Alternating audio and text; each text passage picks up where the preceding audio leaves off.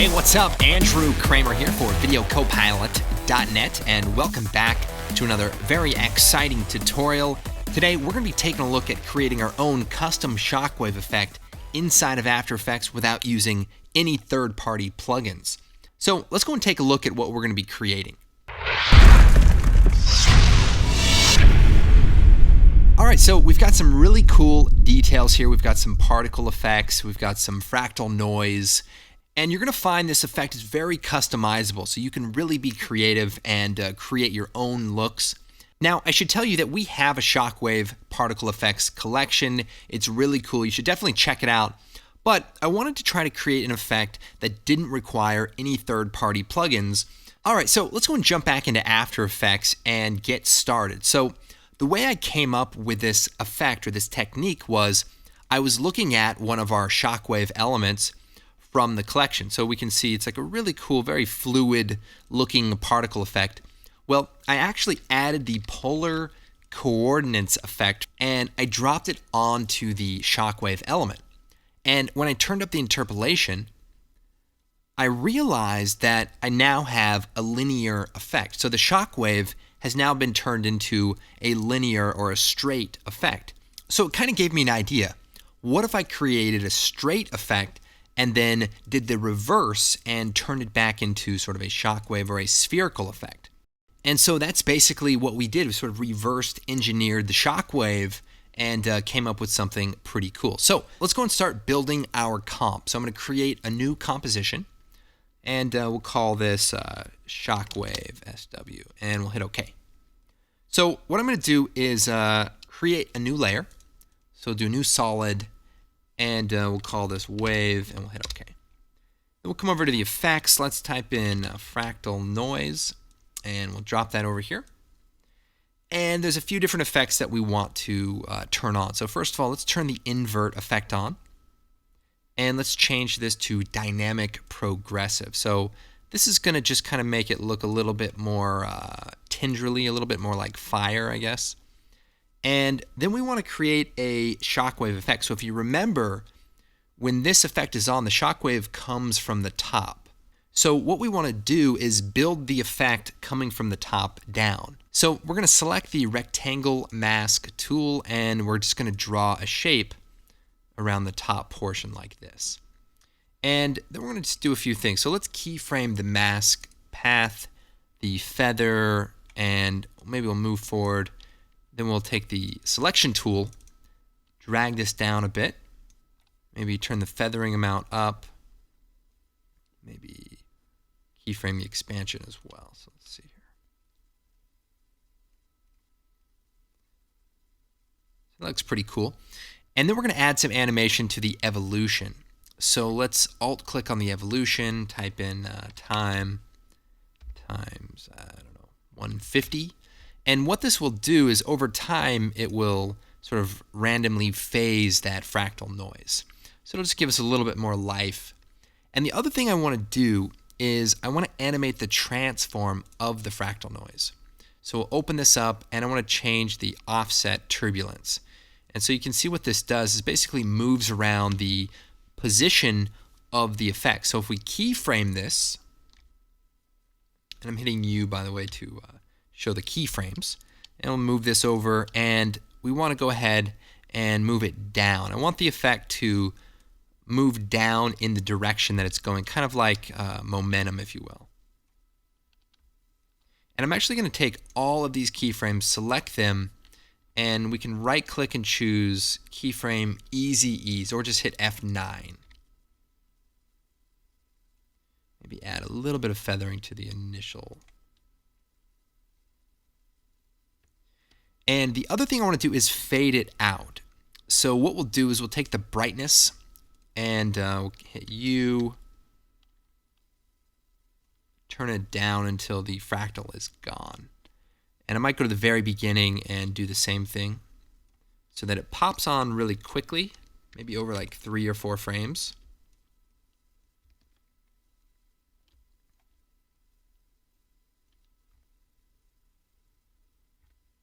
And then fades out.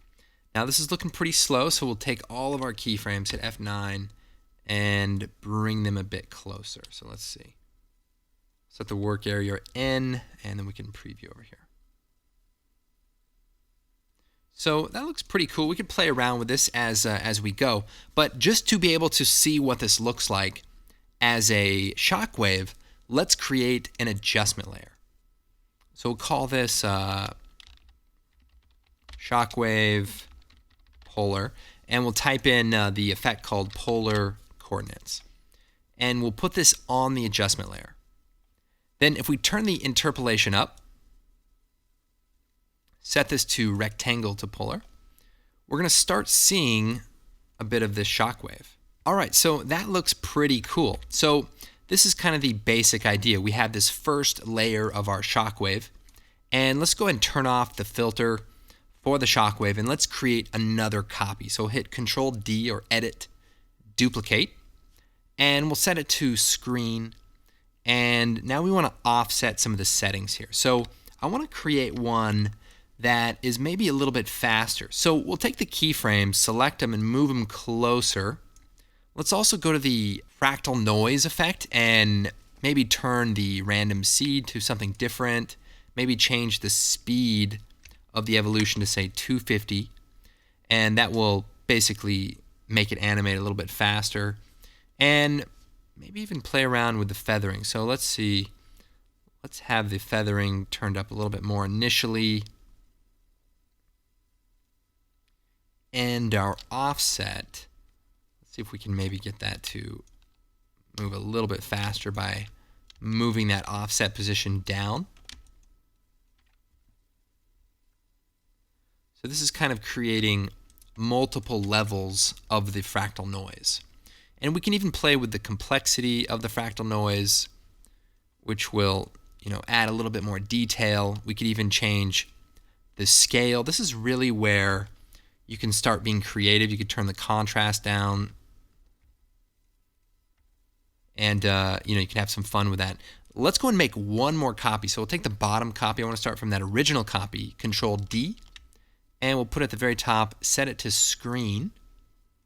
And for this copy, I want to make some pretty substantial modifications to this. So again, let's go to the options, change the random seed, and we're going to add another cool effect. This effect is called CC Glass.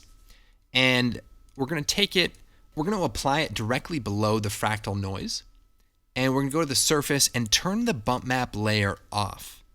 And what this will do is use itself as the bump map layer. So if we set the displacement to a negative value, you can see we start choking that fractal noise and creating kind of almost a more of a liquidy type of effect. And so now if we turn them all on, maybe we have to add a little contrast to a few of these.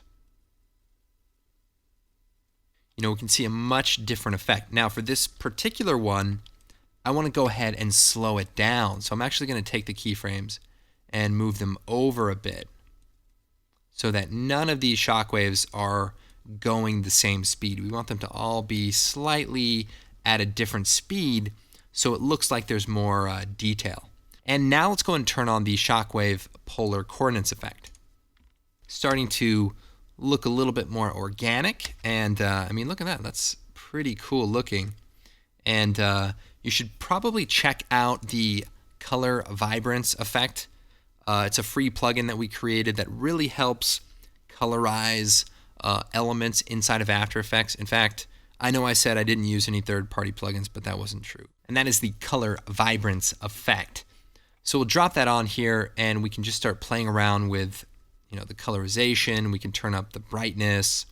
All right, so we've got the basic shockwave ready to go. And if I take the copy that we added our CC Glass, we can maybe punch this up a little bit more, maybe turn the height up, which will give it a much more kind of a liquidy effect, and maybe brighten it up even. Now, at this point, we don't actually need the colorization because we're going to probably do that in a separate pass, but that just kind of helps see how it's coming along. All right, so there is one technical issue, and that is we can see a seam. There's a seam right here where the circle effect comes together. Now, there's a lot of different ways to fix this, but I've actually come up with a really simple way. So if you've ever done a seamless background or you're trying to tile something that doesn't wrap, here's a really, really cool trick. So create an adjustment layer and come over here and type in offset. Drop this onto the adjustment layer and offset the layer over. So as we slide it over, we can see the seam is now in the middle. And it's pretty noticeable, right? And so what you're going to do is take a mask, and on that adjustment layer, we're going to draw a box around the seam. So just like that. And then we're going to set the mask to subtract, then hit F, or bring up the mask feather properties. Hide the mask real quick. And we're going to turn up the feather amount. So what we've done is we've offset it so that we can find the seam, and then we subtracted that area out. So essentially, we have now created a perfectly seamless shockwave effect. So watch this. If I take this and put this edge cleaning effect below the shockwave, now the polar coordinates effect will happen last, and we have completely eliminated the seam. All right, so let's go and move on to the next step. If you want to customize it more, you can go into the fractal noise and really just start playing around with the settings, like the scale of the noise will really make a difference. And now you'll notice the nice thing is that no matter what you do, everything is automatically tiling, so we don't have to worry about any seam issues that might come up. All right, so we've got our shockwave here. It's looking really good. But there's a couple of things we can do to make it a little bit more energetic, and that is to do a slight time remapping. So what we're going to do is take the SW comp and drop it into a new composition. And what I'm going to do is right-click and choose Time Enable Time Remapping. And what this will allow us to do is make this feel like a more explosive shockwave. So let's go to about right here, which is sort of the climax area, maybe about 15 frames in. And we'll set a keyframe. And check this out. And we'll take these two keyframes, the first and last keyframe, and we'll slide them over to maybe frame 7, or maybe frame 6. And this way it's going to be a lot faster. So if we select the value time remap, we can look at the graph view. So this gives us a little bit of an indication. We've sped up the first few frames, and so it's kind of going up the hill faster, and then it's going a little bit slower in real time. But what I want to do is smooth this point out. So what I can do, right-click and choose Keyframe Easy Ease In. And then if we look at the graph view, you can see that it's sort of gradually going into this straight line. But I want to tweak this a little bit. What I like to do is kind of follow the line and use the handle to sort of influence that velocity. So that looks pretty good. Maybe it's a little too fast, but it feels more explosive to me rather than it just sort of fading on. So here's what we'll do. We'll take these two keyframes, the middle one and the first one, and maybe we'll just move them over maybe 3 or 4 frames. 1, 2, 3. Page up, page down. We'll move frame by frame, by the way. And we'll slide them over. And let's go and take a look. The other thing we can do is we can actually scale this effect up. So for example, I can take this point in time, hit S, set a keyframe for scale, go to the beginning and maybe set this down to 25, and maybe set an easy ease F9 so that it's going to slowly ease into the 100%, maybe even just kind of stretch that out so that it grows really fast and then slows down to the normal size. I think this looks pretty good, I gotta tell you. It's always a risk whenever you do a tutorial that it's not gonna look as good as you want it to because you're sort of doing it live, all the pressure's on, everyone's expecting it to be good, but I'll take good enough. I'll take good enough for sure. So once we have the shockwave, we're going to pre-render it out. So we have this basic shockwave. I know what you're thinking. Hey, that doesn't look anything like the shockwave in the example. Well, we're starting out with this one element, and then I'm going to show you how to combine it to create a really cool explosive shockwave. So what we're going to do is add this to the render queue, and I'm going to set this to QuickTime and Photo JPEG. You can come in here, click Photo JPEG, and just save it off someplace. All right, so I'm going to go ahead and just import that video right back into our own project. And so now I've got a QuickTime of that nice shockwave element. So now I'm going to drop this into a new comp, and we can start creating a more ambitious looking shockwave. So one thing I like to do is add a little bit of a sharpen. So an unsharp mask is going to really make this pop. So check this out. That's cool. And maybe I'll take a copy, Control D, set it to screen. We want actually to set both of these to screen because we're going to switch them around. And I'm going to hit the rotation tool. I'm going to rotate this, hit the S tool. I'm going to scale this. And I can even add a curves adjustment to just start modifying the contrast a little bit. So here we have two copies. And let's just preview that for a second. So that's cool. Maybe we'll scale this down even more, 40%. About like that. It's nice. And maybe we'll take another copy, Control D, and let's scale it up even larger. Maybe we'll add a little bit of a contrast curve. We could take the sharpening off, kind of dim this out a bit. And we always want to kind of rotate it as well so that it changes the angle. That's cool. Now, there's some other cool things that we can do to these radial effects. So for example, I could take this interior explosion effect and add the bulge effect. So if we type in bulge, drop that out here. And you can see it comes with some control handles. We can actually grab those, change them to the size of the shockwave. Let's just make sure it's a squared value, 190 by 190. And using the bulge height, we can actually pinch this effect or stretch it out into a more circular effect. So if we stretch it out, you're going to see this kind of like ring type of effect that you see from the original example I did. And maybe we duplicate it, rotate one of them, and maybe scale it down, and let's change the settings. So this is really where you just want to play around. So let's do like a negative value. We want to create that kind of stretched particle effect. So let's scale this up. But we want to try to maintain some of that stretching. So that's cool. Let's make sure this is squared, 130 by 130. Nice. And maybe we'll take one of these copies, scale it up a bit more so that they're not just aligned. And again, this is really just about messing around. It's like rotating the effect, scaling it, layering it, adding, like a different contrast. Like this could just be some really highlight areas using the curves contrast. And maybe,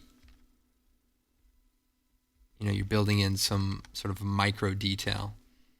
The other thing is that we can change the speed of some of these. So for example, let's duplicate that, Control D. And I know I'm going fast here. I'm really just trying to illustrate that there's no right way to do this. You just kind of play around. But what I'm going to do is time remap this to 50%, which will be twice as fast, as you can see. And let's scale it up a bit. We might play with the bulge settings a bit. And what that will do is kind of have that initial shockwave. But because it's so large, it's already huge. So let's keyframe the scale a bit. Hit F9. And so now we've created sort of like this double shockwave. So let's scale it down just a little bit. Maybe it needs some more easing. We could stretch that out a bit. Just want to keep looking at the animation. You want to kind of get a sense for its momentum. I mean, this is looking really, really cool. I think it's looking better than the example I actually spent time on. And here I'm just throwing this together. Let's jump into just a few colorization tricks. So let's create an adjustment layer. And we're going to use the color vibrance effect. And you don't have to use it. I don't know why you wouldn't. It's free. But if you want to just colorize it using curves, you can. I've done this in the past. You can just kind of play around with the color channels, and you can, it's definitely a good skill. You definitely want to be able to customize your colorization. That's looking pretty sharp. We're using color vibrance, right? This is 2014.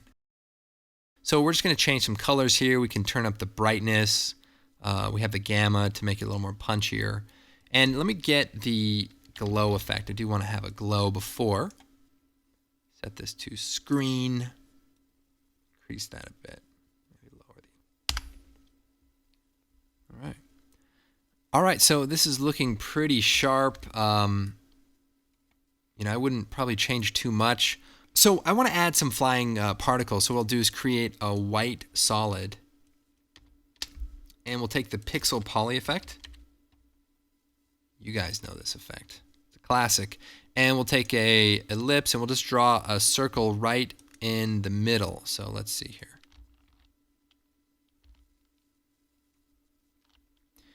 And we'll turn the gravity off. We'll turn up the spinning to like 2. Direction randomness. Speed randomness. Definitely going to want some of that. And a lower grid spacing will make the smaller points. And if we wanted to add some motion blur, maybe we'll make this actually smaller. Seems like there's too many. We can add motion blur using force motion blur. And if you want less particles, just size down the shape of the area you're on. And then let's just drop this below. Let's check it out. So do you see that? With just a little bit of work, I actually made the design worse. So I'm really good at this. Maybe I would bring the speed down so that it doesn't outpace the rest of the design, and maybe just like a lot less particles. And maybe smaller particles. So if we make the grid smaller. All right, so that's looking pretty fun. This is just a really fun effect, and I hope you guys like it. And you could really do a lot with it. So not to just keep adding on to it, but I took some fire elements from our Action Essentials 2-pack. So I just created a line of fire. And using the same technique, I actually wrapped it around a sphere or a render of a basketball. And that's pretty cool. You can just kind of see. We've got this nice cool ring of fire, and just added a basketball with element.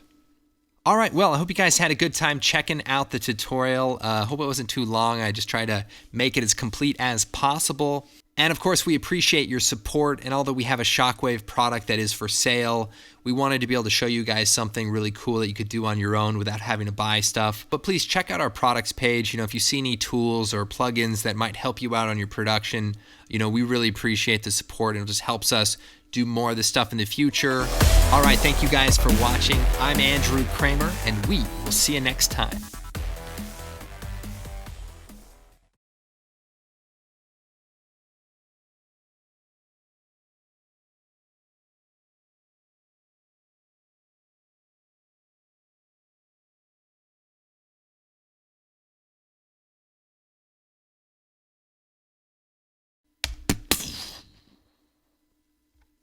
I better get out of here.